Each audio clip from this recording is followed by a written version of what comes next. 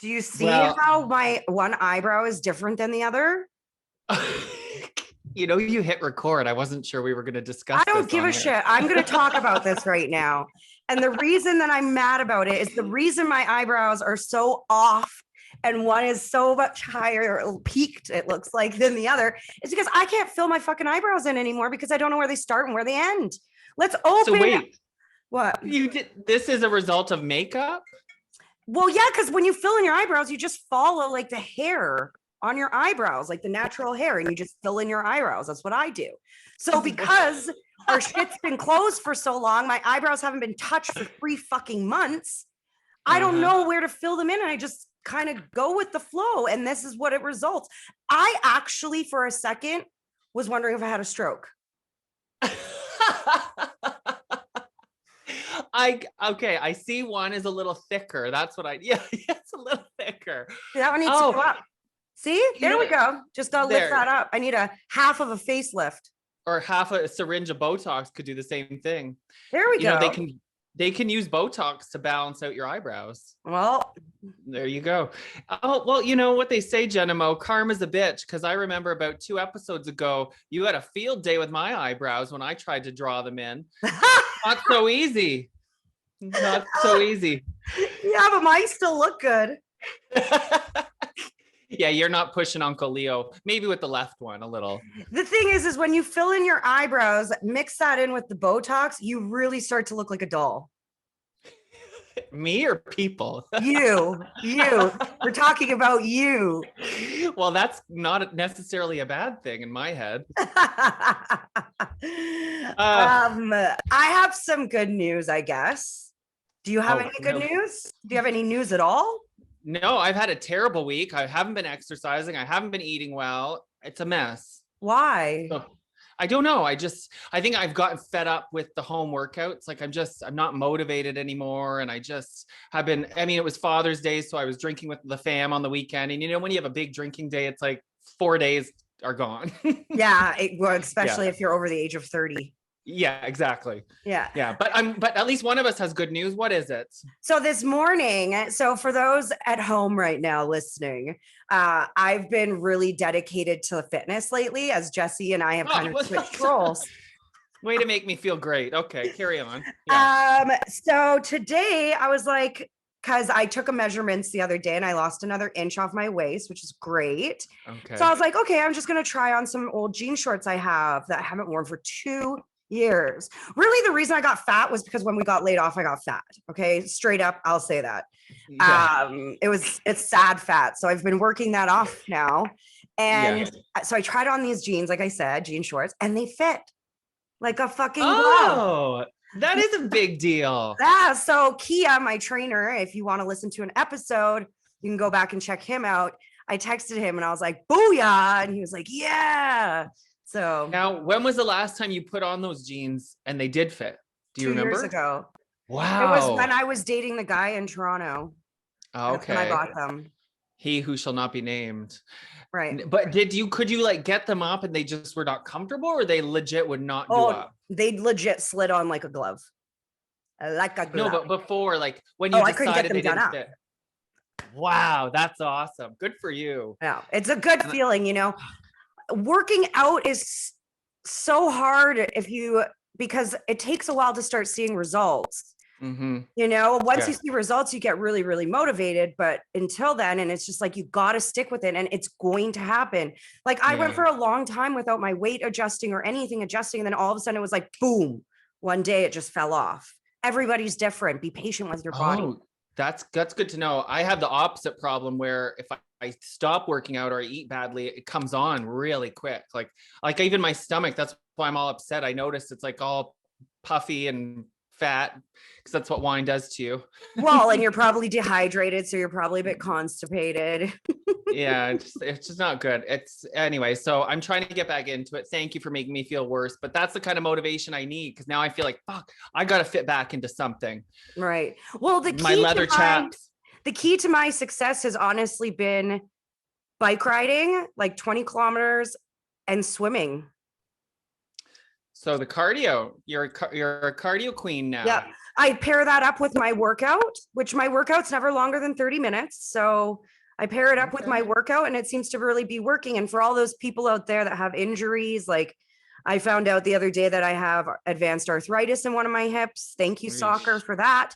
Yeah. But when you do have injuries like that, it is good to find activities like cardio that you can do that are low impact, and swimming and biking are two of those things. So yeah, I'm realizing at our age that how much diet plays a factor. Huge. Oh. Yeah. And I love my sugar. That's my one thing. It's like I'll starve all day just so I can eat dessert every night. And it's still hard to keep up. Yeah. Well, when you starve yourself to eat dessert at night, by the time you go to eat the dessert, you're actually legit hungry too. And you divulge. Yeah, indulge. You're right.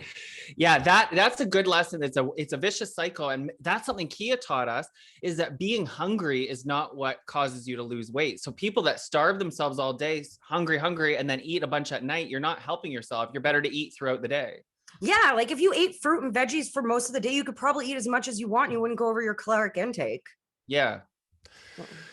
What a weird topic, because you can tell I'm having issues with this. Today's episode is the history of working out.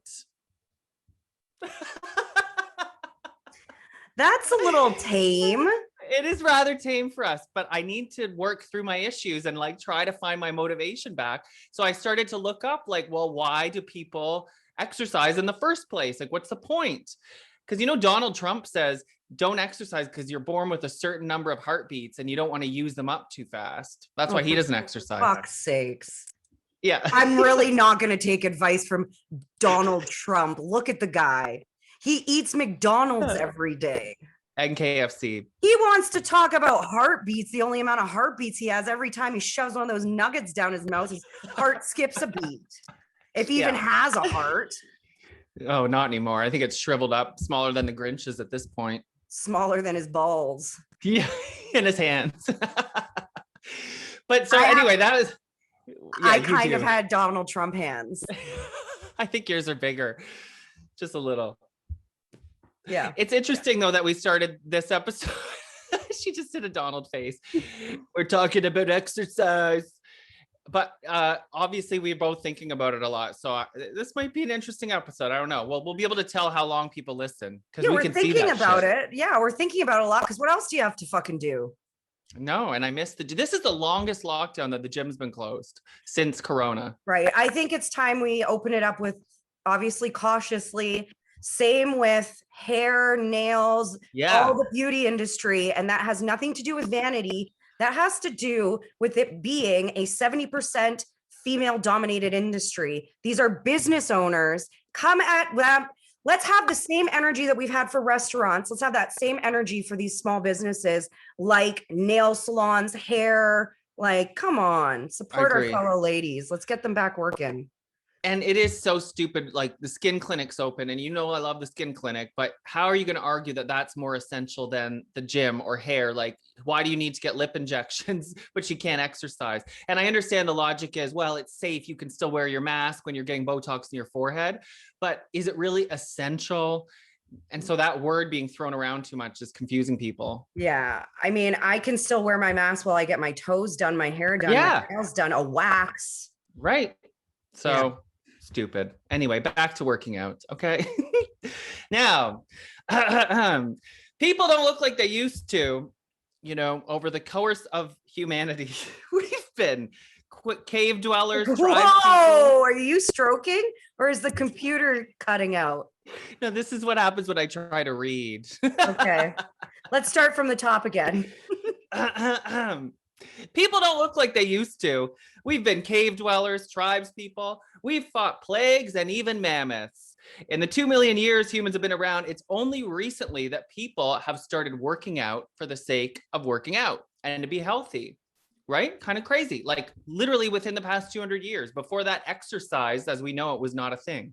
Well, I mean, that's because people didn't have cars and stuff. They literally had to walk to the other cities. That's right. And like even before that, you can't worry about how your pecs look when you're just trying to stay alive running away from a bear, you know, like That's how they stayed in shape. So, by the way, before we get going, as you can tell, we're already a mess, or I am. This is a very condensed history of working out. We've been around for like millions of years. So spare me your tweets and stuff if I get anything wrong. It's very condensed. Look at you trying to act like people tweet you all the time. Just our friend Kim. Okay, so first up, rocks and running. The early days of exercise. So just from that title, you can probably figure out how people stayed in shape. Look, Jenna's about to fall asleep. I better keep it moving. So for most of human history, exercise wasn't really necessary because life was pretty tough. And most of the exercise people got was either running towards something to eat it or away from it to avoid getting eaten by it. And until ladders and like the wheel came along, everything was a challenge. Everything. And what's so crazy about this is that if you think about exercise now and all the equipment and the tools we have to exercise, it's all just to replace things that we used to have to do naturally. Right. Do you know what I'm saying? So it's like we're still working out. We want to work out just as much, but for every like labor saving thing we invent, we have to invent an exercise to make up for it. Right. You know, like we're not hunting and gathering for our food anymore. So we have to get on a treadmill. Exactly. So it's kind of like, well, maybe we should just keep hunting and gathering. Go back to living off the land and in caves. Well, because, most people hate exercising, myself included. We do it, but we do it because we have to. So back then, you just didn't think about it. You had to go get lunch. So you didn't think, oh, fuck, I got to work out today. Right. I don't know. Some people love it. I don't. So here we go. As humans developed tools in farming, there were new reasons to be fit and strong. For starters, so you could kick the shit out of the Neanderthals down the river and take their stuff. So that was the first reason that people realized having bigger muscles than your neighbors was important. Kind of sounds like high school. Yeah. Like if you're getting picked on, like you buff up and you make sure to let them know that you can't be pushed around. Exactly. And that was the whole point of big muscles. This even said muscles have always looked good, but supposedly nobody really thought about them as far as sexuality or attractiveness back when they were used to fight and like kill your neighbors.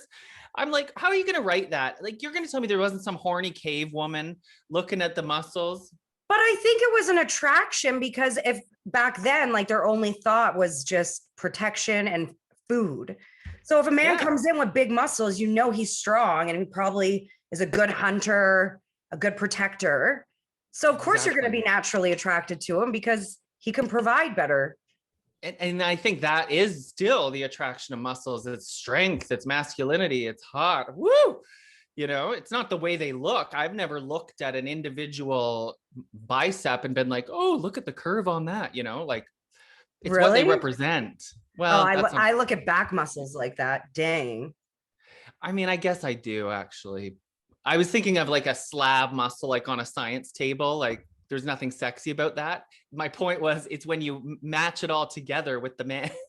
Sure. Okay. Or woman. I warned you about this. Okay. So here we go. When you have fighting, you have winners. And when you have winners, you have celebrations. So many ancient cultures developed ritual dances and physical challenges. And that was like their early way of exercising. So, you won a war, you dance all night around the fire and you're getting your cardio. Okay. You see? Yeah. Wrestling was another one that many tribes used to assert dominance and like settle disputes. So that's pretty gay. Wrestling is not gay. Oh, please. Genius homos that came up with that one. Monday Night Raw. Means sorry, I haven't heard the word homo in so long. That just made me laugh. You can't say it, people. Only I can say it. So that's why it caught me so off guard. I was like, what? Okay. So wrestling, I mean, I don't know what I think about that. Have you ever wrestled? I've never wrestled. I mean, I've wrestled, but. Yeah, but like actually wrestled? No. No. I mean, this is a whole other episode. We should talk to somebody that wrestles because for my whole life, I've had issues with the gay thing. Like even when they put on that spandex unitard and like get all oiled up and First of all, I don't know if you're thinking about WWF wrestling, which is like acting, Or are you talking about legit like Olympic style wrestling? Because that one you don't oil yourself up, I don't think. And they wear like the little ear things, and they do have a lot of like, depending, I mean, if you see it from Jesse's perverted eyes, yes, there are extremely quote unquote homo moves, because like it's all about like submission, right? And holds. So a lot of the time you see like a guy's face is in another guy's crotch. Woo! I thought you just said we can't use the word homo. Sorry. But like, you know, the thing is the men wrestling don't see it that way, because if they would, we would all know they were excited in those little outfits. That's true. Good point. Touche. So you're the pervert is basically what we just figured out. It's you. I want to be a pervert, but it's been so long, I don't think you could call me that. Aren't you the one that texted me the other day saying, hey, Jesse, I think you can give blood now?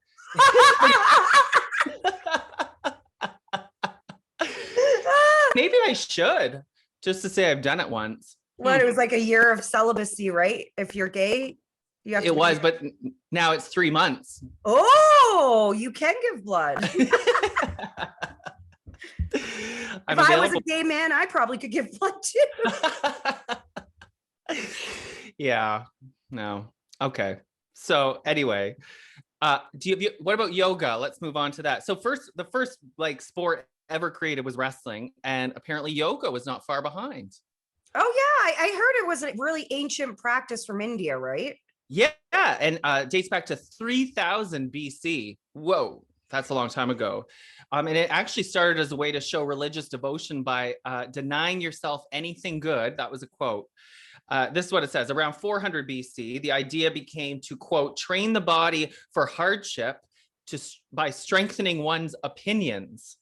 You were to rid the spirit of not only pain, but also pleasure. And doing so, you'd attain true enlightenment. I didn't understand any of that.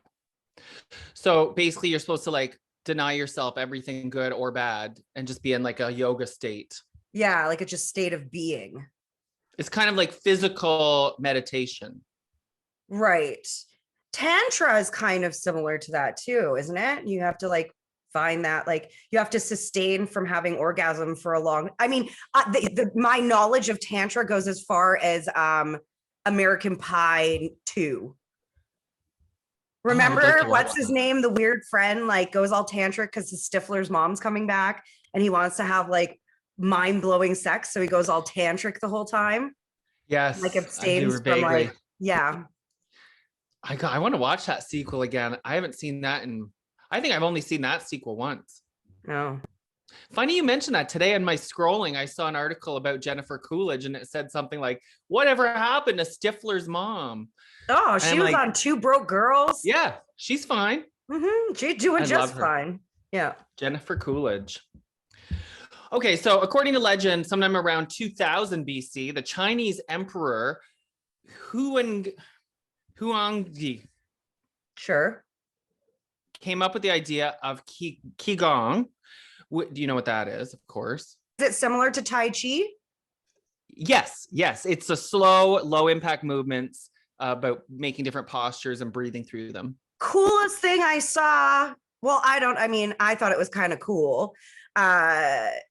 Because you see like back home in Vancouver, because we do have such a strong Asian influence in our city, you see like little old Asian people all the time out around the track doing their Tai Chi. And it's just so like, they look so peaceful. And the other day I was riding my bike by Strathcona Park. For those that are in Ottawa, they know where that is. And I saw a group of white old people doing Tai Chi. Oh, wow. Yeah. And I like it made me smile.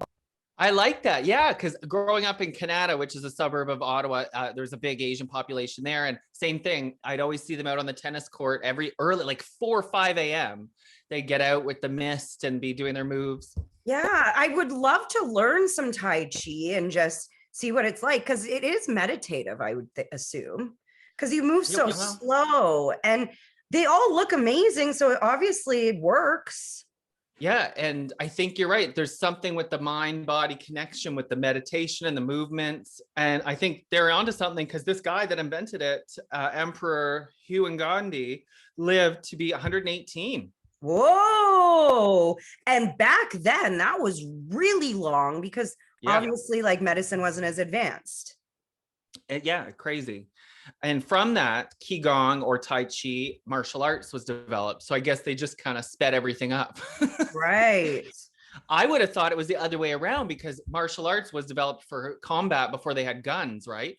In like wars and stuff. I'm not doing any official moves, but I thought that martial arts was first and then they slowed it down for the exercise, but it was actually the reverse. Right. And that's probably how like kickboxing evolved too. Oh yeah, kind of similar. Yeah. It's like humans evolve or something. But yeah, so that's pretty cool. And this is interesting. Okay, in 2017, so we're jumping like thousands of years later, archaeologists discovered a gym in Egypt that was built in 300 BC, so around the same time as this Tai Chi Qigong stuff. And in these gyms, they had stuff that today's don't, like you could sign up for lessons in how to read and write at the gym. They also had spaces dedicated to learning philosophy, and they were basically schools. They're basically like Right. schools you could willingly sign up for. Interesting. Like rec centers. Kind of, yeah. Yeah, true. Like you got to have a different class there. However, they had some rules at these gyms. Anybody could join if you could afford it. And if you were not in one of the following prohibited groups: women, slaves, male prostitutes, drunks, or madmen. Not allowed in. We check off almost every one of those boxes. I've been flirting with the male prostitute thing in quarantine. Get damn, terms and conditions are always tough. But can you believe that they had to make a rule for male prostitutes? That one stuck out at me because we've talked about this, how like back then being gay wasn't really a big deal. So male prostitutes were probably a lot more common. But don't forget, and when I did the ancient history of sex in ancient Rome or whatever. That's the one I'm thinking. Yeah. Remember, if you were giving, it was okay. Oh, really? Yeah. It was if you were receiving. So I'm probably assuming, since that was the way people thought back then, that the male prostitutes were probably usually on the receiving end of things. The bottoms. Yes. Yeah. So always on the bottom. You can do it standing. You could be on top. Yeah. Yeah, you're probably right about that. But anyways, interesting. Yeah. So now we move on. Eventually, some of the tactics used to keep soldiers fit through things like martial arts and wrestling found their way into everyday life as sports. So it was around 1400 BC in Mesoamerica. What is that? Is that like what they called America before America was America? I have no idea. Well, there was a game developed in 1400 BC that's similar to modern racquetball. I don't know what racquetball is. You've never played racquetball? Is that where you have the scoop thing and you throw the... No. What's that? I don't know. I think that's a game you just played in elementary school. Yeah. What's racquetball? Tennis? So racquetball, you play and like you go into a court and you have glass behind you and you have a racket and a bouncy blue ball and you have to hit it against the wall and the other person has to hit it against the wall. So you yeah. Like, have you ever seen like racquetball or squash? I was going to say, I thought it was called squash. Well, squash is different because in racquetball, the ball bounces. In squash, that little black ball doesn't bounce. So like it does, but very lightly. So you really have to get down in squash. Okay. Both sports are extremely fun, but really hard on your knees. Well, that ball and whichever one, I used to go to a gym near IKEA here in Ottawa, and they had a bunch of those little rooms. And I think it was squash rooms, but or maybe not, because those balls bounced and they would hit that glass wall so hard. Yeah. I was like, why would you ever go in that room? It's a really great sport to get a lot of aggression out on. Okay. Yeah. No wonder you're a fan. So this game, racquetball, invented 1400 BC, but it had two main differences than the racquetball we know today. Number one, the ball was struck with the hip rather than a racket. You'd hit it with your hip. Ooh. And like, that sounds painful after what you just described. And it was usually played as part of a ritual ceremony, also involving human sacrifice. Lovely. So they would play it to like settle a debate, or if somebody lost, then to figure out who had to be killed or something like that. It sounds like the beginning of like Gladiator and oh yeah, the fight to the death for entertainment purposes. Yeah, like the Colosseum shit. Yeah. Now that would be an interesting history of. Well, we did the sex history of it because that's usually what we do. I know. Can you tell I'm like running out of ideas because like the history of working out. But anyway, so next up, I'm just going to keep moving because you know what? Yeah, soccer. Oh, you like soccer? That was invented. Oh, speaking of sports, how about that football guy that that's came gay? out? Yeah, good for him. What's his name? I can't remember. He's not a big player. He's like a, I think he was like not a walk on, but he's not like a major star player. But I think it's great because there's a lot of closeted folks in professional sports that just feel like they can't come out. Well, and that's it. Like I see some haters probably like on Fox News that were like, he's definitely not the first gay one. And it's like, okay, sweetie, but he's the first active one, right? Carl Nassib. Right. And what he wants to do is just pave the way for other LGBTQ athletes to, you know, do their thing. Yeah. Yeah. They would have let him in the gym. Right. He's very cute too. I wonder how old he is. Probably way too young. He looks really young. I think he's very cute. Okay. So what made me think of him? I don't know. Oh, because soccer. And you know, you last week you gave me this big education about soccer as we watched it together. So that was invented also in 1400 BC, but it was originally known as a game called Tsu in China. Spelled kind of like your middle name, TS. Tsu. Tsu. Yeah, but the second word CH anyway. That was originally used soccer in military training. And then when one of the guys got discharged, they brought it home to their family, kind of like the Jello shots, and it took off because everyone's like, this is fun. And you don't have to get killed if you lose. And the one great thing about soccer is it's not prejudice. Anyone can play no matter how much money they have. Yeah. What makes it one of the most popular games in the world, because all you need is a ball. And shin pads, hopefully. No, like you go to Mexico, you see kids playing in the streets with no shoes on. Go to the beach, you play beach soccer, you don't play with shoes on or shin pads. Yeah. Right. Now, early African tribes, their main sport was, can you guess? This made sense to me as soon as I read it. Running? Yes. Yeah. Running long distances. Yeah. Cross country. They're always win the Olympics. They always do. Always. And they use that as a way to like determine who was going to be powerful in the tribes. All right, on to the Greeks. They're famous for their appreciation of muscles, as you can see from any of their statues, along with their obsession for really small penises. I don't know why all Greek statues have small dicks. The ancient Greeks are also responsible for competitions like the early Olympic Games that was born out of, quote, a desire to cultivate and showcase muscular physiques. A lot of the events were taken straight from military life. For example, the javelin was a weapon before it was an Olympic thing, right? And throwing a giant rock at your enemy was before shot put. Shot put, yeah. Yes. Yeah. Neat, eh? Yeah. Outside the gym and sports back then, another popular way for the average person to keep in shape was digging. Dig a big hole, dig the dirt back into it, and then you look great. Your muscles are defined. You know what's funny is what I always tell my friends that have homes. I'm always like, if you ever need help doing yard work, let me know. Because I love going and helping because I love the workout. Yeah. And again, like you're outside, you're just naturally moving your body the way nature intended, and you get a great workout. Yeah. All right, we're getting towards modern times here. Let me scroll down. Okay, thank God.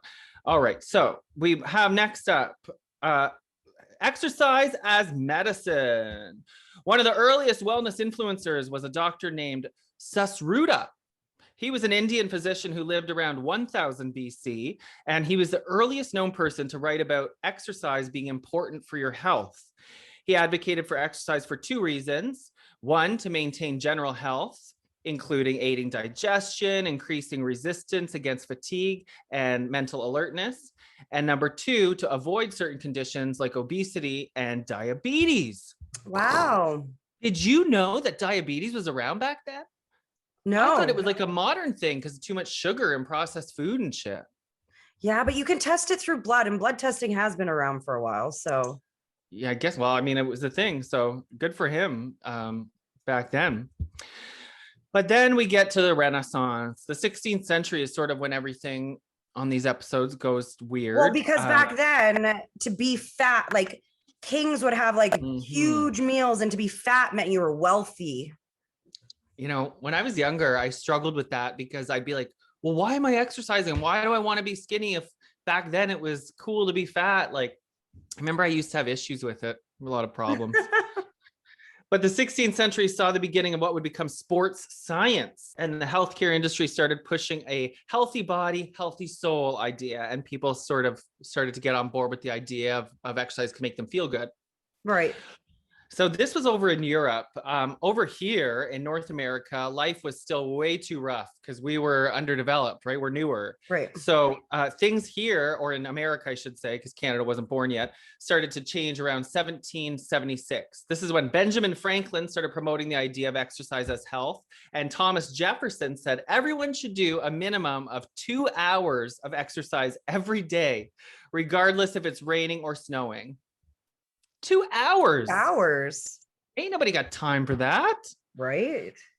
So that's crazy. So anyway, when this fitness thing started to take off, that's when gyms started popping up here and there. But at first, gyms were really weird. Like initially, they were built as a row of tiny little cubicles, kind of like the squash courts you were just talking about. But in them, they'd have like one stationary bike. So eventually people realized that airflow is important when you're working out, and being in a little tiny cubicle is not good for you. So then they switched to open air gyms, which we still use. Oh, how things have changed though, because you still have to wear a mask in a gym when you're working out now. So you might want that cubicle back. Yeah. And we haven't done much to mitigate the smell. Right. I call it bro-pourri. A mix of freaking cologne, weed, and sweat. That's weed. That's what the gym smells like. Yeah, it does. Cologne, weed, and sweat. The last thing I want to do after smoking a joint is go to the gym. Oh, I've done it. For some people, it helps them put in a zone and just focus and just zone out, you know? I guess. I don't know. You'd find me at the smoothie bar. Okay, so basketball and football. Eating 10 chocolate fudge protein bars. They're good. They have one, salted peanut butter. Woo! So then we get to basketball and football. I'm starting to wonder why the hell I picked this topic. I could not be less committed to it. Basketball is a Canadian sport, though. That's cool. James Naismith. Yeah. Did I get that right? And I didn't even have it written down. I remember because my gym teacher in high school had the same name. Oh, I thought you were going to say, because I remember watching the Heritage Moment. Oh, well, that too, I probably saw. But basketball, then they led to something called NCAA. What's that? I was a member of the NCAA. Well, NCAA is what does the N stand for? National Collegiate Athletic Association, I believe. Oh, I don't know. So the NCAA is the body that governs over university athletes in the US. Oh, okay. Well, there you go. They're assholes. So that was responsible allegedly for like making the general public start to respect athletes as sort of celebrities. And which is so fucking funny because they don't even pay their athletes. Yeah, you get as athletes that put our body and get our advanced arthritis in their hip at the age of 36. We don't get any piece of the pie, and you bring in a lot of money in athletics to a school. I wonder if not necessarily women's soccer, but athletes in general, basketball programs, football programs, they bring in millions and millions of dollars, and those kids get none of it. I wonder if you could sue about your hip. No. Because you did it willingly. And it's probably genetic. My dad and everyone on my dad's side of the family was born with hip dysplasia. So that's what Lopez has in his knee. Well, we're aging together. I guess so. All right. So then around the same time the NCAA was born, there's this professor at Harvard named Dudley Sargent. That's a manly name. And he created phys ed. And ever since then, it was a school program that was mandated and, as we know, taught in school. The only thing is it doesn't sink in for some people like me until you're in your 30s. Right. The importance of exercising. I don't think I think I rarely attended phys ed. There was no reason that I needed to go to phys ed. Well, no, but you were an athlete on your own. Yeah, which I do think that they should give, and maybe they do now, but they should give high school students that do play a certain level of athletics, they should give them credits towards phys ed so they don't have to do it. Yeah, because it's sort of going backwards. Yeah. I wish that in my school, there was more of a focus on exercise and like fitness than on sports, because I resisted the sport bro-y thing. Like, I'd rather just go color with the girls. And so, but if they had made it more about exercising, maybe I would have gotten into that more. Like, you guys didn't have like a segment where you like lifted weights and stuff? Well, there was a weight room, but it was only for like guys that were on the sports teams. Like, it wasn't part of our class. You never had like in your PE class, like a section or like a few, how you had like a few weeks of this, a few weeks of that. You never had one with lifting weights? No, unless I skipped that week. You know what the worst test was ever in high school? The beep test. Remember that shit? The ear testing? No, the sprinting beep test. Oh God, I don't remember that. They'd start playing this thing and you have to run from one end of the gym to the other, and it would start by going beep. And so you have to get to the other end before it beeped again. And then it would start speeding up as you went. Well, that's terrible for like, Big Bertha in the class. Like, well, not even. I was horrible at like things like that. Like even as an athlete, I was like, I don't need to be running nonstop sprints. Like, yeah, I do find that our phys ed and a curriculum now, and I'm not 100% sure because I don't have kids, or all my friends' kids aren't old enough yet to be in high school, but I've always felt that the phys ed curriculum needed a real big revamp. Yeah, I think it does. Although they did, I remember, teach girls self-defense, which was important. Yeah. Pull and twist. Yeah, but like I would love them to incorporate things like hiking and like right. You said, non-competitive activities every day that people can do, Yeah. They may have done the weight thing in like grade 11 and 12, because I just realized like I dropped that class as soon as I was allowed to, which I think was grade 10. Yeah. Anyway. So here we're getting to the very end now. 1896 was the very first modern Olympic Games. Year 1900 was the first one where women were allowed to play. 4 years later.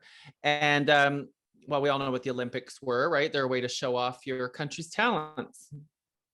And just to think, you just mentioned like, what year was it that women were allowed to join? 1900? 4 years after the guys. Okay. But now in 2021, the very first trans woman has qualified for the Tokyo Olympics on behalf of New Zealand in weightlifting.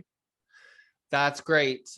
That's amazing. But it's a huge, obviously causing a huge stir, because a born man who transitioned, I think she started transitioning not too long ago, won a spot to the Olympics in a type of sport that really has a lot to do with your physical form. And so, a lot of people are upset because they're saying that, as a born a man, genetically, you have advantages like bone density, for example. Yeah. Especially if you've already gone through the maturity part of your life as your previous gender. You know, I can see that. Yeah, but by law in the Olympics, your hormones just have to be under a certain level. So she qualifies. And I haven't heard anything from any of the other athletes really objecting to it. So, if it's okay with the athletes, it's okay with me. Yeah. It would just be very, yeah. Well, I was going to say, like, I didn't really know that about the hormone level testing, because to me, that makes the most sense. Because remember, we were talking to Kyler, who explained everybody's on their different journey. So someone could be way advanced with their testosterone and someone isn't. It's like, so I could see how it's not fair across the board. Right. For her, it was her estrogen levels had to be a certain level and her testosterone had to be down. But there was, for example, a woman who was born a woman, and she competed in a female event, but she just had naturally high levels of testosterone, and she was banned from competing because her testosterone levels were too high, even though it was not something she was taking. It was just how she was born. And as a born woman, being a woman, not transgender, not taking hormonal therapy, nothing like that, just had really high testosterone levels. And because of that, she wasn't allowed to compete. God, that's gotta be awful to hear. Well, it's going to be very hard coming up with guidelines as, the Olympics becomes more inclusive, Yeah. you know, But at least they're trying. right? It only took 142 years. But anyway, now, I mean, we know what working out's all about now. We've come a long way, and now it's almost too overwhelming, right? We've got protein shakes, steroids, Instagram, CrossFit, Dwayne The Rock Johnson. Instagram butt leggings. It's like, it's too crazy. But what I do find interesting is what I said at the beginning is how we've sort of just come full circle with all the labor saving things are just now exercise things, but we're still doing the work because that's what bodies are meant to do. Well, I also think that as technology has progressed, as the world progresses, that we as humans become more and more lazy. Yeah. So we need to work out now. Yeah, right. For health. Remember the movie WALL-E, where all the humans end up just fat in chairs, not walking around? Exactly. I mean, America, you're headed in that direction, y'all. Mm-hmm. This historian that wrote this article that I plagiarized was talking also about how in 100 or 200 years from now, our definition of what's attractive might change because we don't need muscles to pull a horse and buggy around and stuff. So we may look back at pictures of big bodybuilders from today and be like, ew, they look bulky and gross. What's the point of all those muscles? Maybe he's onto something. I disagree, because if that was the case, we wouldn't still find muscles attractive. Like, I think that's an animal instinct that we're always going to find muscles attractive. But women are what is trendy, or the right body type or whatever has always changed and evolved for women. It's true. You had heroin chic for a long time. You had the Marilyn Monroe hourglass shape. Now you have these unproportionate Kardashian type bodies that literally don't make physical sense. Yeah. We watched last week. Yes. We turned on episode 1, season 1 of Keeping Up with the Kardashians. And I am sorry, but if you look at their body shape, it is not what it is now, especially Kim. And Kim had a beautiful natural body. She really did. That's how she got her career started. But she claims she's never done anything to her body. But then I looked at her now, and your hips don't grow that massive and your stomach shrink that small. It's just, that's not natural or normal. Fess up like your sister Chloe when she said, yes, I got a nose job. Yeah, okay. But actually, that Chloe thing, by the way, before I talk about Chloe, that episode we watched, remember Chris was saying, Kim, your butt's looking a little chubby, and was telling her she needed to lose weight in her ass. And she had like the bubble butt, but she just didn't have those hips that she has now.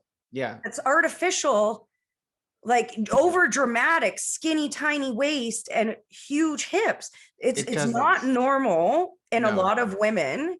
And I don't know. I just want to know, what is all that work going to do to you when you're older? Well, that's what made me, when I saw Chloe's interview, I believe her that she had the nose job, and she's like, everything else is just filler and like Botox. I'm like, what? But then I really started analyzing it. But it's possible to do that with just filler. But the question is, she's got to keep up with it like every 6 months. That's a lot. And to say it was only a nose job surgery is massive. They break your nose with a freaking spike and mallet. Like, it is not just, it's just a nose job. Like, no. Yeah. Any surgery is serious. And nose jobs can change an entire person's face. It is a big change. It's not like boobs where you just grow 2 mountains on your chest. I had a friend, and he was Iranian, and his name was Borna, and he went back to Iran for a long trip and came back with a new nose, and I barely recognized him. Was it better though, or it was just different? It was so different, Okay. And it really changed his whole face. So I hate when people downplay plastic surgery. Like, it's serious when you go under. Well, a nose job. Years ago, I went because I wanted a nose job, and he wouldn't do it on me because he said the risk reward was not worth it. I have a crooked nose, which is why I like to always be tilted like this. Because if I go straight on, you can see it's a bit crooked. Oh, come on. But he said he could fix it, but it wasn't worth it because the risk that it would be worse. Right. You know what I mean? So you really have to weigh. And I don't remember. Chloe had like a bigger nose. It was much bigger, wider. All right. Well, why are we talking and about then COVID? here goes Jesse praying now to break his nose so he can get a nose job. No, I'm sure I'll just mouth off to you one night and I'm sure you'll clock me. Just Right. make sure to hit me from the left side. But there we go. That's a weird history of working out. And I do not feel any more motivated to do it myself. Next week, we are not going to have a history of. We're going to do weird headlines next week. Woo! Right. So switching it up. Now that there's news that is not just COVID related. Thank God. All right. History of working out. Cheers. Cheers. Drink your water, not your wine. Yeah.